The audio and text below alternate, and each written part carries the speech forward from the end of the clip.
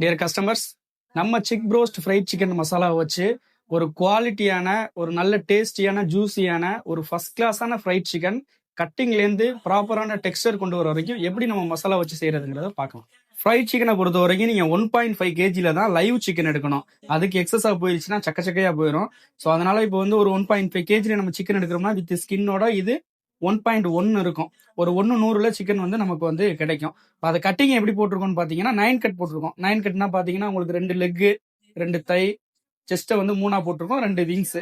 So இந்த மாதிரி தான் கட்டிங் போடணும். மினிமம் 8 hours ஊறணும். ஸோ அதனால நம்ம அதில் கொஞ்சம் வினிகர் ஆட் பண்ணிக்கலாம். ஃப்ரைட் சிக்கனை பொறுத்த வரைக்கும் கிளீனிங் ரொம்ப முக்கியம். ஸோ எதுலையுமே பிளட் இருக்கக்கூடாது பார்த்துங்க. இப்போ லெக் இருக்குது அப்படின்னா இப்போ இந்த இடத்துல நீங்கள் இப்படி பிதுக்கி எடுத்தீங்கன்னா இங்கே பிளட் வந்துடும். சரிங்களா? இதை வந்து ஒரு அலசிட்டு ஃபேட் கம்பல்சரி இருக்கக்கூடாது. ஸோ ஃபேட்டை பார்த்தீங்கன்னா நீங்கள் இந்த மாதிரி எடுத்து எதுலலாம் ஃபேட் இருக்கோ அதெல்லாம் நீங்கள் கம்பல்சரி ரிமூவ் பண்ணிடலாம். பண்ணிவிட்டு இதில் பார்த்தீங்கன்னா ஒரு வழவழப்பு இருக்கும். அந்த வழவழப்பு இருக்கக்கூடாது. ஏன்னா அந்த வளவளப்பு இருந்துச்சுன்னா உங்களுக்கு மசாலாவோட மிக்ஸ் ஆகும்போது பயங்கர கவுச்சி அடிக்கும், ஸ்மெல் வர ஆரம்பிச்சிடும். சிக்கனும் சீக்கிரம் கெட்டு போகக்கூடிய வாய்ப்பு இருக்கு. ஸோ இது ஜஸ்ட் பீஸ்லேயுமே அந்த வளவளப்பு இருக்கும். அதையுமே நல்லா தேய்ச்சி எடுத்துட்டு பிளட்டு மெயினாக பார்த்துக்கோங்க. கொஞ்சம் கூட பிளட் இருக்கக்கூடாது. அதில் வந்து கிளீனிங்கில் வந்து ரொம்ப ப்ராப்பராக இருக்கணும். பீஸ்லேயுமே அதிக அளவு ஃபேட் இருக்கும். இந்த ஃபேட்டை ரிமூவ் பண்ணிட வேண்டியதான். எல்லாத்துலேயுமே அந்த வளவளப்பு இருக்க தான் செய்யும். அந்த வாட்டர் கண்டென்ட்டை கம்ப்ளீட்டாக ரிமூவ் பண்ணிடணும். இந்த மாதிரி ஹேர் இருந்துச்சுனாலும் ரிமூவ் பண்ணிடுங்க.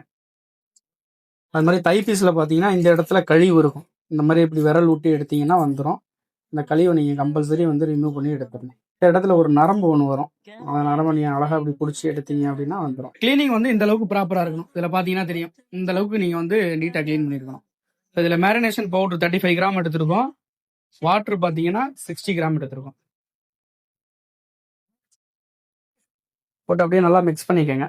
நல்லா மிக்ஸ் பண்ணீங்கன்னா இது ஒரு பேஸ்ட் கன்சிஸ்டன்சியே உங்களுக்கு அப்படியே வந்துடும். போட்டு இந்த மாதிரி நல்லா மசாஜ் பண்ணி மிக்ஸ் பண்ணிடுங்க. மிக்ஸ் பண்ணுறது மட்டும் ஒரு 5 நிமிஷத்துக்கு குறையாம நல்லா மிக்ஸ் பண்ணிடுங்க. அதே போல் சிக்கனை வந்து இந்த மாதிரி நல்லா மசாஜ் பண்ணி மிக்ஸ் பண்ணுங்க. நிறைய பேர் பண்ணுற தப்பு என்னன்னா, மசாலா போட்ட உடனே இதை அப்படியே கொண்டு போய் ஃப்ரிட்ஜில் வைப்பாங்க. ஸோ அந்த மாதிரி இது தப்பை மட்டும் நீங்கள் பண்ணிடாதீங்க. ஏன் எதுக்காக சொல்கிறேன் அப்படின்னா, இதில் பார்த்தீங்கன்னா மசாலா எல்லாமே மேலே ட்ரை ஆயிரும். உங்களுக்கு 8 மணி நேரம் ஊறுறதுல இந்த தண்ணி வாட்டர் கண்டென்ட் எல்லாமே கீழே போயிடும். இப்போ கீழே போயிடுச்சுன்னா என்ன ஆகும்? சிக்கன் ஜூஸியாக இருக்காது. ஸோ மார்க்கெட்டில் பார்த்தீங்கன்னா இந்த மாதிரி வந்து உங்களுக்கு எல்டி பவுச் கிடைக்கும். இது வந்து நான் வாங்கியிருக்க சைஸ் பார்த்தீங்கன்னா 8க்கு 10 வாங்கியிருக்கேன். 70 மைக்ரான் அபோவ் வாங்கியிருக்கேன். ஸோ இதில் என்ன பண்ணுங்கன்னா, உள்ள வந்து ஒரு கோழி அப்படியே நம்ம வந்து போட்டுக்கலாம். போட்டு இந்த மாதிரி டைட்டாக ரப்பர் பேண்ட் போட்டு இந்த மாதிரி வச்சுட்டிங்கன்னா மசாலா இதிலே செட் ஆகிடும். இப்போ நம்ம 8 hours மேரினேஷன் பண்ணி வைக்கிறோம் அப்படின்னா 4 hours இப்படி வச்சுருப்போம், அகைன் 4 hours இப்படி வச்சுருப்போம். இப்போ ஒன்ஸ் இதை நம்ம ஃப்ரிட்ஜில் வச்சுட்டோம்னா நீங்கள் மேரினேஷன் போட்ட டைமிங்லேருந்து கரெக்டாக 8 மணி நேரம் கழிச்சு தான் இதை நீங்கள் வெளியில் எடுக்கணும். நம்ம யூஸ் பண்ணுறது பார்த்தீங்கன்னா 6 லிட்டர் கெப்பாசிட்டியில் electric fryer auto cut off use பண்ணுறோம். டெம்பரேச்சர் பார்த்தீங்கன்னா 160 வச்சிங்கன்னா போதுமானது. ஏன்னா இந்த மாதிரி நீங்கள் 160 வச்சுட்டீங்க அப்படின்னா ஒரு 1.5 kg நம்ம சிக்கன் எடுத்தோம் இல்லையா, அந்த சிக்கனுக்கு வந்து ஒரு 12 நிமிஷம் நீங்கள் குக் பண்ணீங்கன்னா போதும். பக்காவாக கிறிஸ்பியாக சூப்பராக இருக்கும். நம்ம பிரெட்டிங் பண்ணிடலாம். நான் முன்னாடியே சொன்னது போல் ஃப்ரைட் சிக்கன்ஸை பொறுத்த வரைக்கும் மேரினேஷனுங்கிறது எப்படி ஒரு பார்ட்டோ, அதே போல் பிரெட்டிங் பண்ணுறதுங்கிறதும் ஒரு பார்ட்டு. இது ரெண்டையுமே நீங்கள் சரியாக பண்ணும்போது தான் ஒரு ப்ராப்பர் அவுட்புட் உங்களால் கொண்டு வர முடியும். இப்போ நம்ம அதுக்கு 1 கிலோ மைதா எடுத்திருக்கோம். இந்த 1 கிலோ மைதாவுக்கு நம்மளுடைய பிரெட்டிங் பவுடர் வந்து கரெக்டாக 100 கிராம் எடுத்திருக்கோம். இப்போ இதோட மிக்ஸ் பண்ணிக்கலாம்.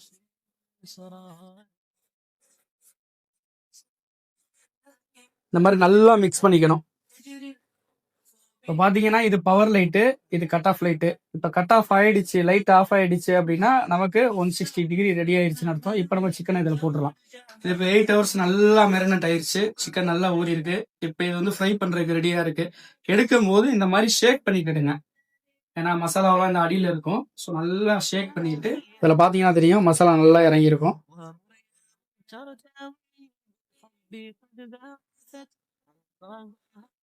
மிக்ஸ் பண்ணுறதை ப்ராப்பராக பார்த்துக்குங்க.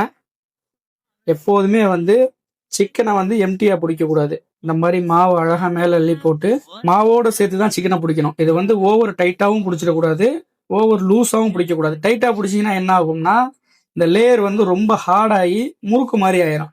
ஸோ சிக்கனில் உள்ள அந்த ஜூசினஸ்லாம் உங்களுக்கு என்ன ஆயிரும்? போயிடும். ஸோ அதனால தெளிவாக பார்த்துக்கோங்க. நான் பிரெட்டிங் பண்ணுறத மாவு அள்ளி அழகாக அப்படி மேலே போட்டு அப்படி லைட்டாக அப்படி பிடிச்சி அப்படி விடணும். அதே மாதிரி எடுத்து நீங்கள் தட்டும் போது இந்த இடமும் டச் ஆகிற மாதிரி இப்படி தட்டுங்க. அடுத்து பாத்தீங்கன்னா இந்த மாதிரி கண்டெய்னர்ல தண்ணி வச்சுக்கோங்க வித் டிப்பிங் பேஸ்கெட்டோட ஊற்றிட்டு அப்படியே பேஸ்கெட்ல போட்டுருங்க.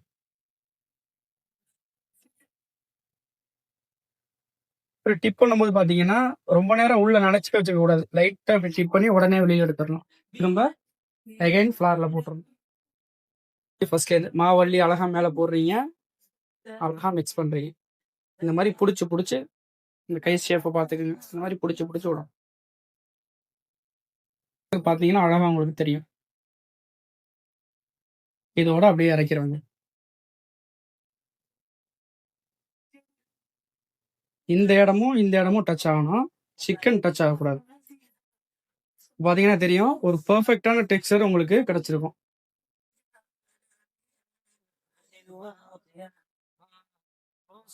ஒன்ஸ் இது நீங்க இறக்கிட்டீங்க அப்படின்னா 12 நிமிஷத்துக்கு இடையில டிஸ்டர்பே பண்ணக்கூடாது. ஒரு 2 நிமிஷம் கழிச்சு இது சிக்கன் போய் அடியில உட்காந்துருக்கும். ஜஸ்ட் நீங்க ஒரு ஷேக் பண்ணிட்டு விட்டுட்டீங்கன்னா போதுமானது. 2 நிமிஷம் ஆயிருச்சு. இந்த மாதிரி ஒரு ஷேக் பண்ணி விட்டுட்டு இதை அப்படியே டிஸ்டர்ப் பண்ணாம விட்டுருங்க. ஒரு சிங்கிள் போட்டீங்க அப்படின்னா உடனே மாவை சலிச்சிருங்க. நீங்க இதே மாதிரி வச்சிருந்தீங்கன்னா மாவு கட்டி பிடிக்கும். உங்களுக்கு எகைன் அந்த டெக்ஸ்சர் கிடைக்காது. பாத்தீங்கன்னா சலிச்சிருச்சாச்சு, கொஞ்சம் கூட உங்களுக்கு அந்த கட்டியே இருக்காது. ஸோ இந்த மாதிரி இருந்தாதான் நீங்க எகைன் போடும்போது சேம் டெக்ஸ்சர் கிடைக்கும். இல்லைன்னா அந்த சின்ன கட்டி என்ன பண்ணோம்னா சிக்கன்ல ஒட்டிட்டு மறுபடியும் நான் முன்னாடி சொன்னது போல முறுக்கு மாதிரி ஆயிடும். இப்போ ஒரு 6 நிமிஷம் ஆயிருச்சு. பட் இடையில எடுக்கக்கூடாது. ஜஸ்ட் உங்களுக்கு தெரியணுங்கிறதுக்காக நான் எடுத்து காட்டுறேன். இதை பாத்தீங்கன்னா தெரியும் உங்களுக்கு டெக்ஸ்சர் அழகா அப்படியே நிக்குதா. அதே மாதிரி சிக்கனை வெளியே எடுக்கும் போதும் கட் ஆஃப் ஆயிடுச்சான்னு செக் பண்ணிக்கணும். இப்ப இது ரெடி ஆயிடுச்சு, நம்ம எடுத்துக்கலாம்.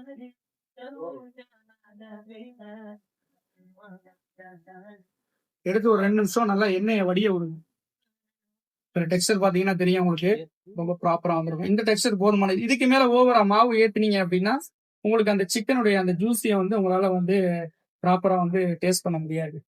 இதுல சால்ட் காரம் எல்லாமே பெர்ஃபெக்டா இருக்கும். குழந்தைங்கள்ல இருந்து பெரியவங்க வரைக்கும் இந்த காரம் இந்த சால்ட் போதுமானது. எக்ஸ்ட்ரா உங்களுக்கு காரம் கேட்கறாங்க அப்படின்னா நம்மளுடைய மேரினேஷன் பவுடரே நீங்க ஸ்ப்ரிங்க்லரா யூஸ் பண்ணிக்கலாம். இந்த மாதிரி ஒரு கண்டெய்னர்ல இதை போட்டு வச்சுட்டு ஜஸ்ட் மேல வந்து நீங்க தூவிட்டு சர்வ் பண்ணீங்கன்னா போதும். First class. நம்ம கொடுத்த எக்ஸ்பிளனேஷன் வீடியோ கஸ்டமர்ஸ்க்கு எல்லாத்துக்கும் ஒரு தெளிவான விளக்கமா இருக்குன்னு நம்புறோம். நீங்களும் நம்ம சிக் ப்ரோஸ் ஃப்ரைட் சிக்கன் மசாலாவை பர்ச்சேஸ் பண்ணி ஒரு ஃபர்ஸ்ட் கிளாஸான அவுட்புட்ல நல்ல ஒரு ஃப்ரைட் சிக்கனை மேக் பண்ணுங்க.